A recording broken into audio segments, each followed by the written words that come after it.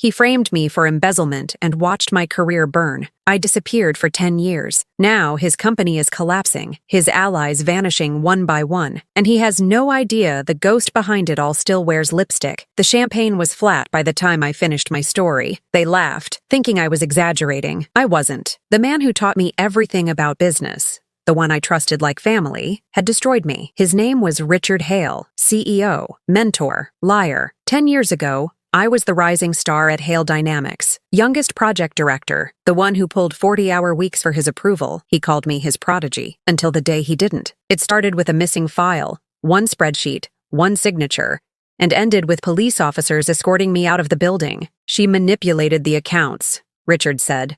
No one questioned him. He was too powerful, too polished. And I? Just another ambitious woman who reached too high. I lost everything in 48 hours. Career, reputation, friends. Even my parents believed the headlines. I still remember the smell of his cologne, cedarwood and betrayal, as he hugged me that last day. "Take care of yourself, Claire," he whispered. Then he smiled for the cameras. But the story didn't end there, because the one thing Richard never understood was how long a quiet woman could wait. I still had one thing left, his silver fountain pen, the one he used to sign the papers that ended me. I kept it, not as a keepsake, as a promise. 3 years later, I was living under a different name, building someone else's company from scratch. By then, my anger had turned into something sharper. Focus, discipline, a blueprint. Every night I wrote his name in my notebook and crossed it out. Not because I forgave him, but because I hadn't yet earned the right to destroy him. The right would come when he never saw it coming. That chance arrived a decade later, in the form of an email, a recruitment offer, from Hale Dynamics. I smiled at the sender's name. Executive consultant, anonymous review. He'd just hired the woman he buried alive. The first day back felt like walking through a graveyard. Same logo, same corridors, different ghosts. Only this time, I wasn't the prey. Richard had aged, the hair grayer, smile tighter, ego intact. He didn't recognize me. The name on my badge read Clara Voss, a near enough ghost of my former self. He shook my hand. "Clara, is it? Welcome aboard." His grip was weaker now. His eyes still hunted for control. And I smiled. The same smile I used to give him when he thought he owned me. For weeks I observed. No sudden moves. Just data, patterns, vulnerabilities. His new empire looked untouchable on paper, but the foundation was rotten. Bad debts hidden in shell accounts, falsified contracts, and one secret I almost didn't believe. He'd been siphoning money from his own board. Karma? No. Preparation. Because I wasn't here for karma, I was here for proof. But something unexpected happened. Richard's son, Evan, worked there too. Mid-30s, polite, sharp. He admired my work, trusted my judgment. And slowly, dangerously, he trusted me. I hadn't planned on liking him. It complicated things. Because when he told me, "Sometimes I think my father hides things," I almost said, "You have no idea." Late one night, I stayed behind to pull financial logs. That's when I found it. A hidden drive, mislabeled under a dead project name. The folder's date was the same week I'd been fired, and inside it, my old reports. Edited. Signed. With his fountain pen. My throat burned. 10 years later, the ink was still wet. I placed the pen beside my laptop, under the dim office light. One drop of ink slid down the nib, dark and slow. It looked almost like blood.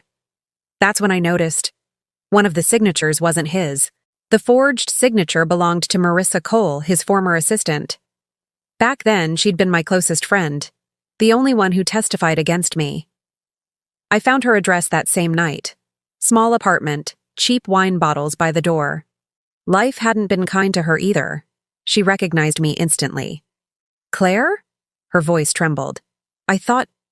You thought I was gone," I finished. She nodded. Then she cried. And for a brief, fragile moment, I felt sorry for her. Until she told me the truth. Richard had paid her to falsify the report. promised her a promotion. Instead, he'd discarded her the moment the dust settled. She handed me something before I left. An envelope she said she'd kept in case he came for me too.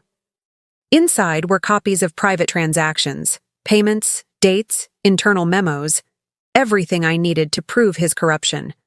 But one detail froze me. Each payment was authorized under a secondary account. The holder's name, Evan Hale.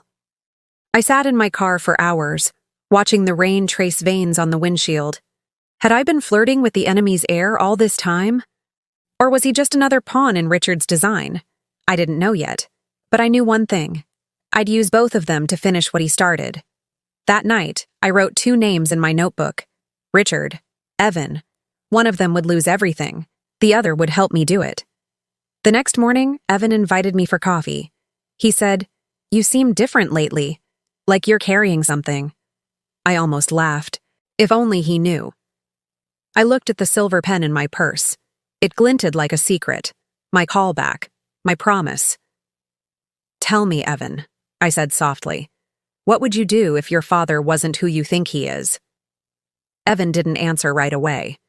He stirred his coffee, eyes distant, the spoon clinking like a metronome counting down. "I've always suspected," he finally said, "but I never had proof." That's when I knew I had him, not as a lover, but as a weapon. We started working late together. I let him discover pieces of the truth. Little leaks, forged invoices, missing signatures, quiet hints of his father's corruption. Each time, his disbelief cracked a little more. He was unraveling, exactly as planned. Meanwhile, I crafted a digital trail linking Richard's offshore accounts to illegal investments. But to make it stick, I needed access to his personal authorization key. It was stored in a biometric safe inside his office, same office I once cried in. The night of the company gala was perfect. Everyone was drunk on champagne and illusions. I excused myself, heels clicking softly down the hallway. Heart calm, pulse steady. 10 years of anger compressed into one silent mission. I opened his drawer. The silver pen wasn't there. But the safe was. I pressed my hand to its cold surface. Then the lights flickered. Someone else was there. Footsteps. A familiar cologne, cedarwood and betrayal. "Clara?" His voice. Behind me. "Looking for something?" I turned slowly. Richard smiled, like the years hadn't passed at all. "I always knew you'd come back," he said. Then his eyes dropped to my purse, where the pen's metal caught the light. He whispered, "You should have stayed dead, Claire." The gala's music still hummed in my bones when I stepped into the shadowed corridor. The taste of champagne clung to the back of my throat. Richard's words replayed like a taunt. "You should have stayed dead, Claire." I smiled. He wouldn't have believed what that smile meant. Evan had been easy to guide. He wanted truth and relief more than he wanted to protect his father. I gave him tiny revelations calibrated to sting. A misfiled wire here, a ledger entry there. Each leak seeded doubt, not proof, yet. Proof had to be surgical. It had to be clean, undeniable, and impossible to dismiss as coincidence. So I started where corporations are weakest: human pride. I planted an innocuous spreadsheet on the company intranet, anonymously labeled Q3 adjustments. It looked routine. Experts glanced and moved on. Except they didn't. A junior analyst saw the anomaly. He messaged Evan in confusion. Evan replied with the professional indignation of a son suddenly betrayed. He forwarded the query to me. I answered with 2 words: "Look closer." He did. He stayed up the whole night. I imagined him hunched over his laptop, the light carving his jaw into guilt. His messages to me grew raw. "I can't sleep," he typed. "Dad would never..." Then a screenshot. An internal transfer dated the week of my dismissal. I used the pen as theater. Once, when Evan and I worked late, I let the silver glint be seen on the desk. He asked about it. I shrugged, vague. "Found it in a drawer," I said. "Old things have ways of showing up." He picked it up, idly flicked the nib, and laughed like a man relieved to touch a relic of a past he didn't fully understand. He felt powerful. So I came closer and whispered, "Some relics tell the truth." He became my first casualty in the sense that he stopped being an ally of denial. He called a private meeting with 2 board members, unprepared for the avalanche I had primed. He presented the transferred funds, numbers, dates, names. The board's reaction was visible in their faces: confusion, then alarm, then the thin tremor of self-preservation. That night, Richard found his office door locked. He walked the corridor like a man whose universe had a crack. I watched him pass the glass, seen but unseen. He pressed his palm to the window. The reflection showed an old man holding a younger version of himself. A thought. He looked smaller. The first domino fell quietly. The auditors arrived under the guise of routine compliance. They carried polite smiles and orders. They requested documents. They asked for biometric keys. The safe in Richard's office became a liability. He refused at first, citing privacy. He later signed the release, hands trembling. Arrogance had taught him to obey his appearances. When they opened his accounts, the shell companies were obvious. The trail did not stop at him. It coiled, like a snake, through partners, through charities, through names carefully chosen to hide intent. I'd expected denial. What surprised me was the speed. How fast vanity turned into panic when the numbers were undeniable. Evan called me from the parking lot, his voice thin. "They froze his assets, Clara. They froze everything." I closed my eyes. The taste of iron filled my mouth. I had imagined triumph would feel hotter. It felt clinical. First blood tasted like paperwork and the hollow click of a lock. But victory needed theater. He needed to feel the collapse personally. So I made him lose more than money. I leaked one internal memo to a trade magazine, something small enough to seem accidental, big enough to trigger gossip. The article painted Richard as a man who'd placed profit above people. It quoted an anonymous board member. It used my spreadsheet. The headline was merciless. I watched Richard's face on the morning news. The makeover failed. Sweat darkened his collar. He tried to smile for the camera. He failed spectacularly. Late that night, he paced into my old office, empty now except for a chair and the memory of my boots on tile. He put his hand on the desk where my old files once lay. He spoke aloud to no one. "Who would do this?" he asked the room. I sat in the darkened corner, the silver pen warm in my palm. He would learn soon enough that the ghost he'd buried had fingerprints on every new wound. The boardroom smelled like coffee and fear. Evan's message still vibrated in my pocket. "They want a suspension hearing." He's clinging to the chair. When Richard's legal team arranged a closed hearing, I orchestrated witnesses. Neutral people, accountants who didn't know my face, dates, transfers, emails stamped with server logs. Each piece fit like bone into an emptier skeleton. I watched alliances fracture in real time. People who had shared cigars and yachts now kept polite distance. Friends who once copied his jokes in emails now reworded memos. He watched allies mutate into survivalists.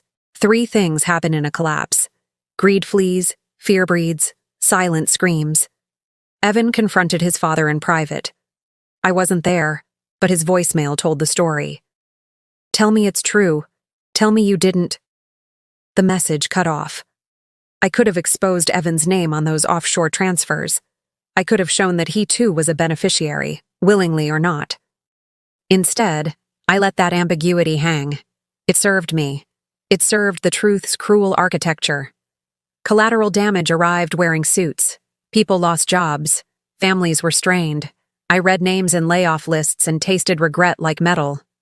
A receptionist I'd once smiled at found her hours cut. A janitor who'd waved to me lost his contract. I kept those images close, not to justify, but to remember the cost.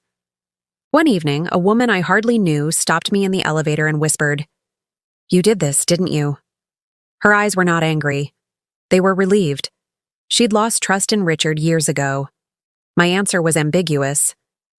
"Sometimes people make choices that change everything," I said. He began to retaliate. Richard used every weapon left to him: legal threats, smear campaigns, emergency meetings painted as loyalty tests. He called me into his office under the pretense of reconciliation. He clasped my hands like a man asking forgiveness, yet his mouth shaped threats beneath the surface. "I'll ruin anyone who ruins me," he said. I left with my hands unshaken. His threats were noise. His real danger was unpredictable pride. So I shifted tactics. Financial ruin wasn't enough. People needed to see his fragility. I placed a fake whistleblower in the company, an email, a voice, a testimony. It accused him not only of fraud but of favoritism and moral bankruptcy. The rumor network is voracious. It feasts on accusation dressed as insider knowledge. Evan's relationship with his fiancée fractured in a week. She found texts that implied secrets. They fought in public and then broke in private. He accused her of being naive. She left him. He looked at me once, like a man missing bones. "Why?" he whispered. "Because revenge eats everything in its path," I thought. Because power corrupts the marrow. Because I remembered being dragged out in cuffs while he smiled. But then, late, in the quiet of my small rental, I replayed his hollow face when auditors closed in. A strange guilt arrived like winter fog. It wrapped me and would not leave. That night I found a letter slipped under my door. No stamp, no name. A single line written in a shaky hand. "Be careful, you're becoming him." The letter trembled between my fingers like a warning and a promise. Evan's betrayal, if he had betrayed me, arrived as a thin, private confession. He came to my desk before dawn, eyes rimmed with red, hands trembling. He said, "I didn't authorize those transfers. I swear." He gave me the look of a man who had slept with knives under his pillow. I believed him. Partly. The rest I kept for leverage. By then, Richard was a man with enemies on all fronts. The board considered replacing him. Regulators were drafting formal charges. The media smelled blood. He lashed out at everything and everyone. He lashed out most of all at Evan, his son and his scapegoat whenever convenient. The final confrontation was not cinematic. There was no duel on a rooftop. Instead, it was paper, signatures, and a hollowed-out trust. Evan forced a board vote for Richard's removal. I had arranged it by quietly convincing two sympathetic directors that the scandal was terminal. They agreed. Richard called a meeting to beg for loyalty. He made the room a stage for his apology tour. He performed contrition like a seasoned actor. I watched from the gallery, the silver pen tucked in my palm like a cold talisman. He cried once.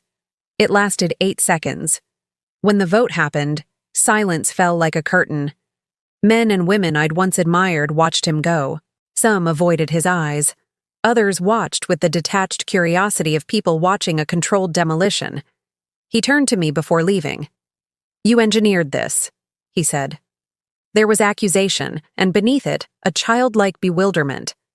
He searched my face for the old eagerness and found an empty room where a young woman once stood. "You buried me," he whispered.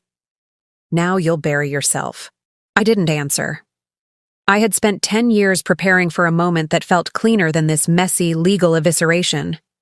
And yet, as his staff packed his belongings, photos, a stack of commendations, the little bronze statue from his office, something else happened. Marissa came forward publicly. She wept when she testified. She told the truth about the forged report, the promise, the fear, the price she paid. Watching her, I felt a brittle satisfaction and a deeper, unforeseen sorrow. She had been a small cog chewed and spat out. She had paid in years. Then, in a twist I hadn't predicted, Evan stood and walked to the podium. His voice shook. He said, "I loved him. I wanted to protect him, but I couldn't be his shield." He did not accuse me. He did not indict his father fully. He told the room he'd been naive. He asked for forgiveness on behalf of the company. He looked at me once, longer than necessary, and mouthed a single word. "Sorry." I understood then that revenge had made a new shape in all of us. It had carved space in Evan for doubt and pain. It had left Richard hollow and furious. It left me with the quiet echo of a woman doing what she felt she must. The silver pen felt heavy. That night Richard called me. He spoke as a man who had nothing left to lose. "You may have toppled me," he said, voice small. But tell me this, has it made you whole? I stared at the pen and heard my own voice answer, but it wasn't the one I expected to hear. The phone call hummed in my ear while I held the pen above my palm. The question lingered like steam from a kettle. Has it made me whole? I thought of the day they handcuffed me, of my mother's face in interviews, of the smear campaigns, of nights sleeping in cars, polishing resumes under streetlights. I thought of the small kindnesses I'd denied myself along the way. Friends I'd pushed away, meals I'd eaten standing up, nights of laughter I'd cut short in the name of focus. There is a sound revenge never lets you hear, the soft, immediate sound of a life not lived. In the weeks after Richard's fall, Hale dynamics fractured. Competitors swooped in, former partners rebranded. Evan resigned quietly and moved overseas. Marissa found a modest job in a nonprofit. She sent me a note once, 2 sentences. Thank you. I sleep now.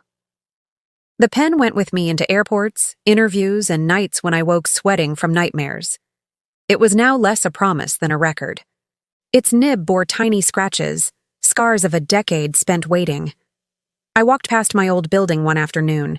It had new glass and a younger logo by the door.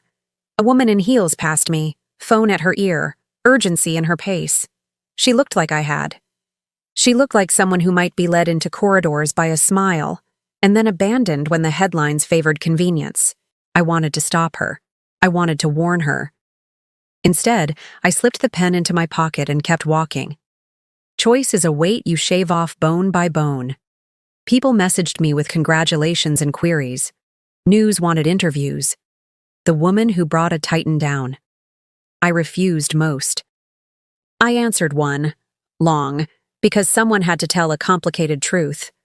We had all been instruments, and instruments can cut the hands that play them. That evening, Evan emailed me a photograph. A small frame on a sailboat, sunset bleeding gold. No caption. I stared at it until my eyes watered. I wanted to hate him for what I'd used him for. I wanted to forgive him for what he didn't know he'd done to himself. I dipped the pen in ink and wrote my own confession on a blank sheet. Not for trial, not for cameras, just for me. I wrote of the quiet, surgical patience, of the smell of cedarwood, of the nights I dreamed of him in cuffs, of the nights I dreamed of myself as someone else. I folded the paper and laid it in a drawer. I could have published it, torn it, or used it to finish the ruin. Instead, I kept it like an heirloom of honesty. Months later, I received a small box. No return address. Inside, wrapped in tissue, was a photograph of Richard standing alone in a park. The caption on the back, "You kept the pen. I kept the truth." That night I slept and dreamed of a courthouse I never saw. I woke to the sound of rain. When I touched the pen that morning, my fingers trembled. It felt heavier than metal, weighted by everything I'd done. Echoes have weight. I walked to the river and held the pen over the water. It glinted, a bright tooth in gray light. For a moment, I thought about letting it fall, letting the current take the last ink-stained evidence of my promise. I did not drop it. I turned and walked away. Final line must echo the opening for symmetry. I had dismantled his empire piece by piece. He still didn't know it was me. But I did. And that knowledge sat inside me like a secret. Beautiful, terrible, and real. I smiled once more, and the reflection that smiled back was someone both buried and standing.